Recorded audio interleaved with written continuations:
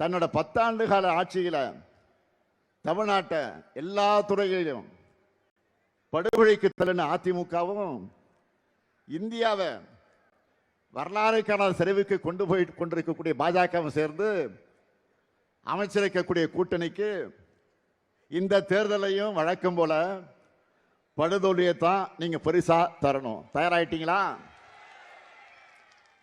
மக்களுக்கு நேரடியான 8000 ரூபாய்க்கான கூப்பனை தரப்போறோம். நம்முடைய இல்லத்தரசு திட்டத்தை பார்த்து இன்றைக்கு வயிறு எரிஞ்சு அது ஊழலுக்கான திட்டம்னு சொல்றாரு. யாரு? பழனிசாமி சொல்றாரு.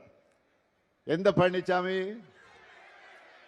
சம்பந்திக்கு கான்ட்ராக்ட் கொடுக்கிறதுக்காகவே ஆட்சியை நடத்தின பழனிசாமி.